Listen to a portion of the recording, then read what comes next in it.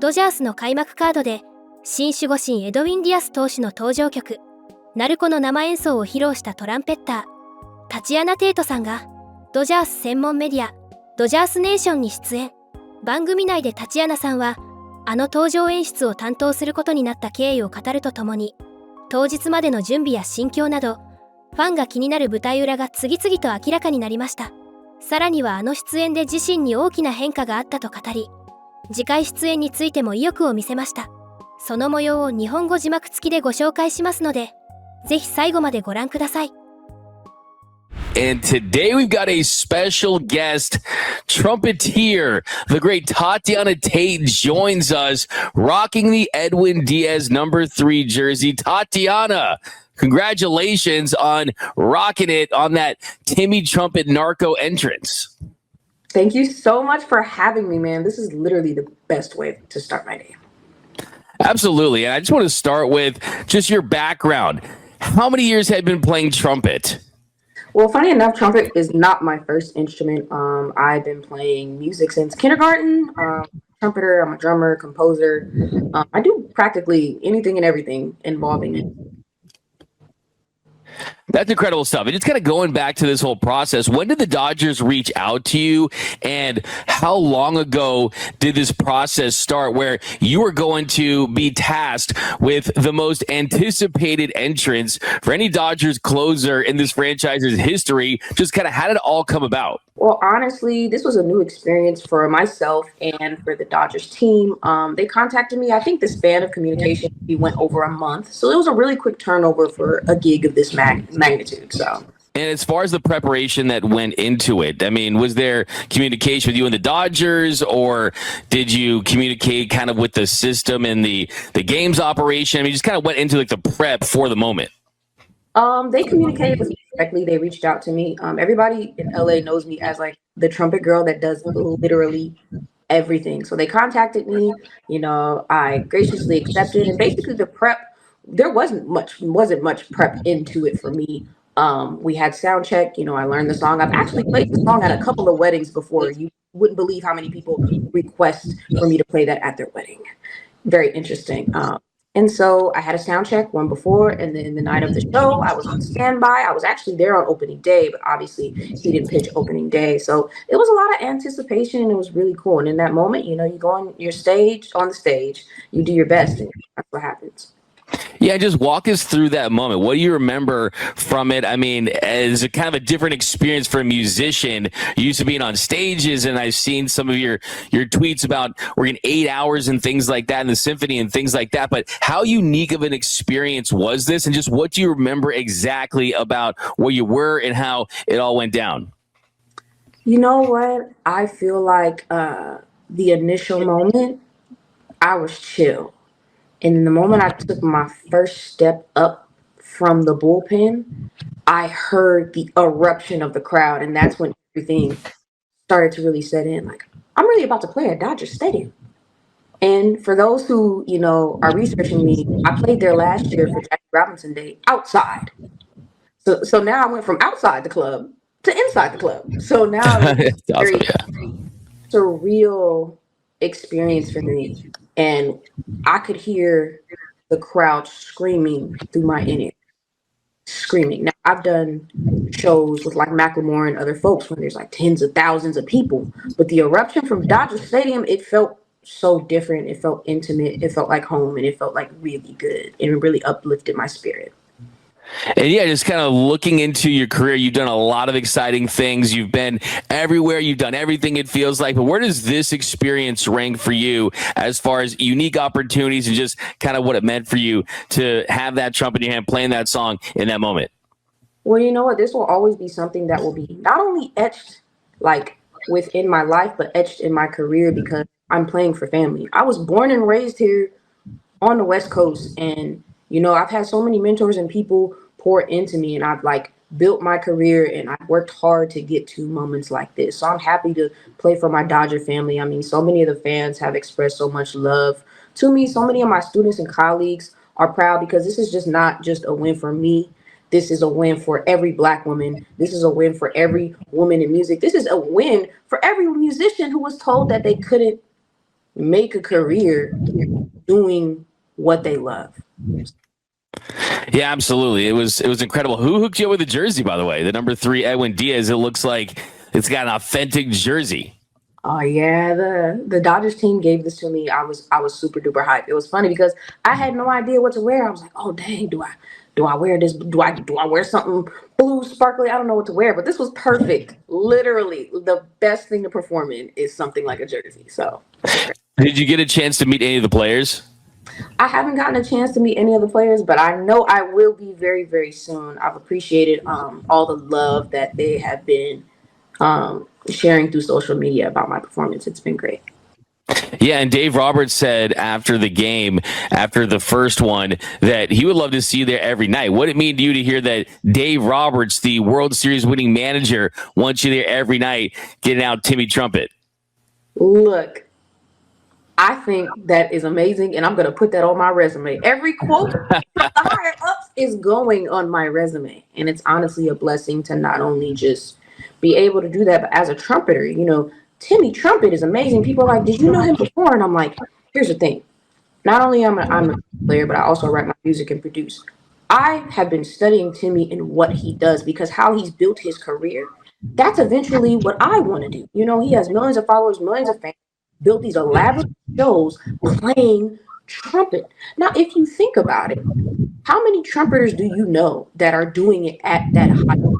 People can name Miles Davis, this person, that person, but if you think of today's age of the top ranking trumpeters selling out shows, tens of thousands of kids, being a trumpet player, not being a singer, not being a guitar player, not being a rapper, being a trumpet player. He's doing that at the highest level. It's really inspiring.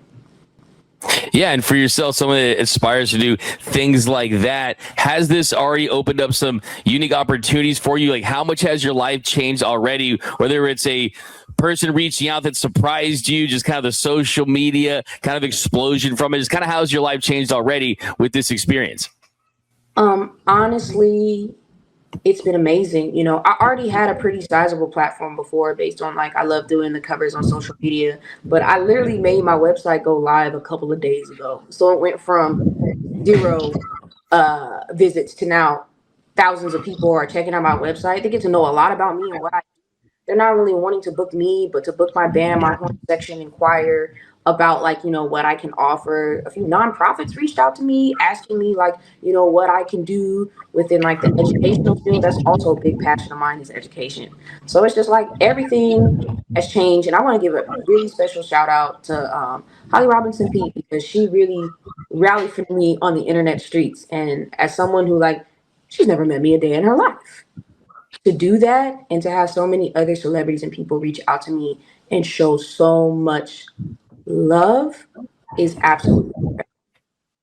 Yeah, she's awesome. We always see her in the comments, and she's very active on Dodgers social media. I definitely saw that. I saw you put out where you were working 8 hours a day, and then you went and did the entrance. What were you doing for those 8 hours? So I'm currently, you know, preparing for tour in our first show on the 4th. So, you know, typical tour rehearsal, you're rehearsing 8 hours a day. And for me, you know, it's like, you know, I live in Long Beach. So, you know, rehearsals could be in the valley. They could be anywhere that's far from Long Beach. So, you know, I wake up early. After this, I'm going to head on the road and head to rehearsal again. So my days have always been packed. So, you know. Yeah, I saw you put out, it said, imagine I did an 8-hour tour rehearsal, then played for the Dodgers and crack a note. Now they call me a Timu trumpet player. I guess I'll just shake it off, LOL. Hey, you did a 10 out of 10, no notes. Fantastic job. When you look at the pressure, when you look at I think just live music, it's just, there's something that is indescribable and electric about it, and you could feel it, the emotion, the way you played out.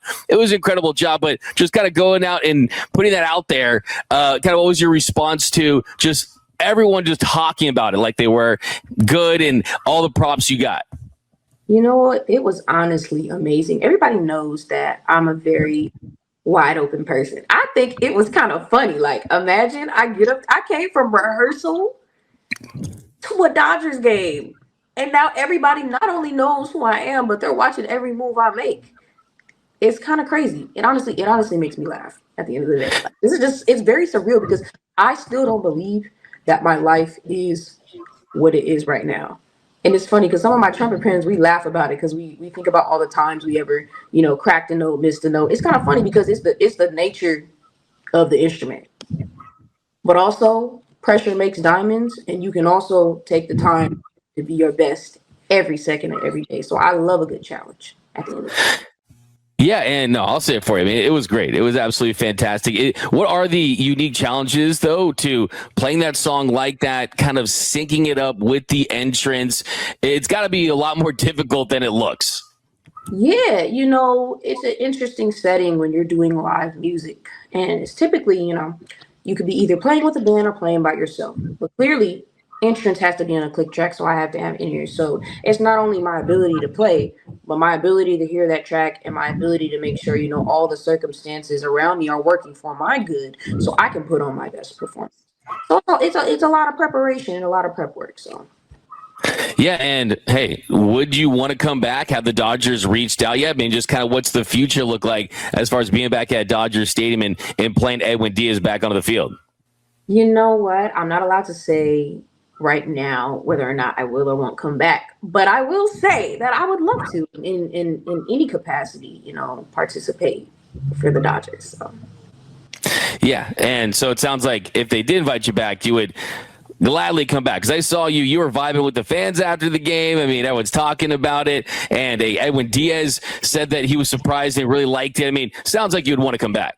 Oh yeah, I already told him I will cartwheel on that field. I said, let me loose, put that wireless mic on my bell, and we will have a show. Okay, at the end of the day, like, I'm a very high energy person, so people know once I had that wireless mic on that bell, it's over.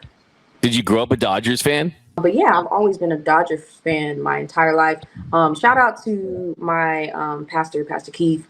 He used to get Dodgers tickets for the church. We had a really small church, and we'd all go to the game and just hang out together in fellowship. And those were really special moments for me. So growing up, that was my first introduction to a Dodgers game, was with my pastor, my parents, and my church family. That's great stuff. Now, I love the clip of you playing it with fans right out there at the stadium. What was that like, just vibing with the fans after a win, after that night, after that moment? It was really cool to see. Yeah, so I was just chilling, walking through. I actually saw a friend of mine, and I stopped. And all of a sudden, I hear behind me, there's that trumpet lady. I look back, and then all of a sudden, these swarm of people start coming towards me. And they're like, take your horn out, take your horn out. And then one guy's like, she's not going to do it. And I was like, oh, but hey, we love a challenge over here. So I took it out, and they were hyping me up. And then everybody just got more hype, especially off of a win. It was just an amazing energy. And then I got to talk with a lot of those fans and take pictures, get to know, like, you know, where they're from and who their favorite player is. And it was an amazing, uplifting experience to do that. That's great stuff. Yeah. Do you keep the trumpet nearby at all times? I mean, what is the relationship that you have with your trumpet? It's got to be like a player in his bat, a baseball player in his glove. It's like, that's what you do, right? Honestly, me and my trumpet have such a love-hate relationship. I'm gonna tell you, people like, does your trumpet have a name? Charles. Why is it named Charles? Because I feel like Charles is just the name of a person that's you're gonna battle with. No shade to any of the Charles out there. You're gonna battle with. Yeah. The life of a trumpet player. You get up, you fight with your instrument. Sometimes the instrument wins. Sometimes you win. It never goes far. Everybody knows. You'll see me in a restaurant. You look under the table. You see that big old giant case underneath there. So I take my trumpet everywhere that I go. Where's the trumpet now? Can we see it? Actually, my trumpet is currently getting washed. I'm cleaning it out, you know, making sure everything is in tip-top shape for my next rehearsal that I have coming up. So I love to see it. Well, Tatiana, we really, really appreciate the time. I know it's been a whirlwind of the last couple of days. Congratulations. It was fantastic. And just being a part of this culture, this season, everything this brings me, we're always going to remember the first Edwin Diaz entrance. I mean, think about this. You're going to be remembered forever in Dodgers lore because you were there the very first night Edwin Diaz came through Timmy Trumpets. I mean, that's got to be a pretty awesome thing to think about, right, Tatiana? It is amazing to be etched in history, and I can't wait to tell my kids, you know, one day, and they're going to be like, please, you've been telling that story like 1,000 times. I can't wait to have that moment. 最後までご覧いただきありがとうございました。今回の動画についてどういう感想を持たれましたか？ぜひコメント欄で意見や感想をお聞かせください。チャンネル登録やグッドボタンを押していただけると励みになります。それでは次回の動画でお会いしましょう。